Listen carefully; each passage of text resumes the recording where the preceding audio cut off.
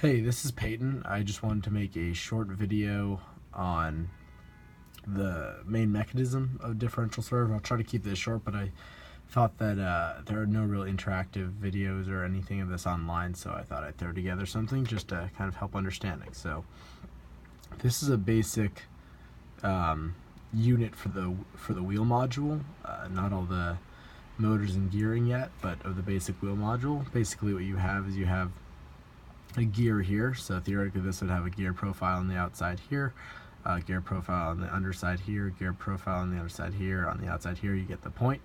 And then there will be, this is a bevel gear, so there's gear profile on the inside of these that mesh with this. And then you have the bevel gears are attached through a shaft to the wheel. Just for reference, this isn't totally to scale, but you can see the wheel pokes just above the system and just below the system so that it can touch the ground.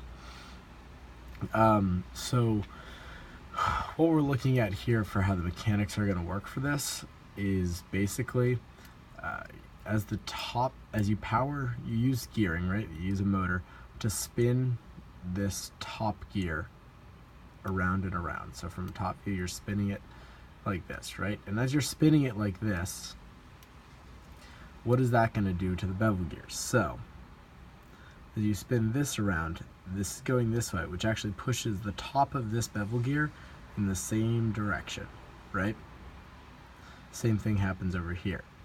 As you spin this top gear in this direction, it spins the top of the bevel gear in this direction, right? So that's making the bevel gear spin. That's actually making the bevel gear spin like this, right? So then what's happening is you have this bottom gear here, and you're powering this edge with a different motor. So when you're driving this top gear this direction, what you're going to actually do is you're going to drive the bottom gear in the opposite direction, right? You're going to drive this bottom gear in the opposite direction. What's that's going to happen is that if this top gear is pushing this top of the bevel gear this way, the bottom is going to be pushing the bottom of the bevel gear this way, right? So this is going to be spinning around and around and around. So as this does this, the top gear is spinning the bevel gear this way, bottom gear is spinning the bevel gear from the bottom up this way. Basically what you're doing is you're just spinning the bevel gears. This would work with only one bevel gear, but you want to support it on both sides, so you have two. So basically what you're doing is you're just, as you're spinning the bevel gears and they're attached to the axle and the shaft here, you're actually just spinning the wheel so that you're moving translationally across the floor. Now what makes differential swerve really special here is that in order to turn the module, you're going to power, say I powered this top is going to spin in this direction. The top is going to spin faster than the bottom is spinning in the other direction, right?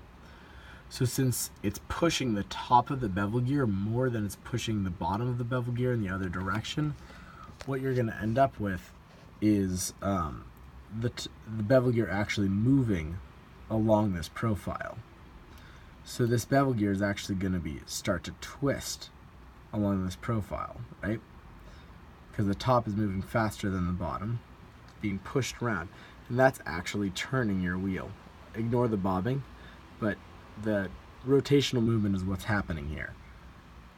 So that's how you change directions with your wheel. That's the concept of differential swerve.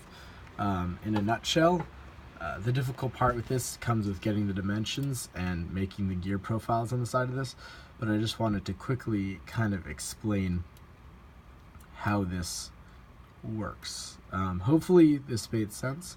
If you have any questions, let me know. Thanks.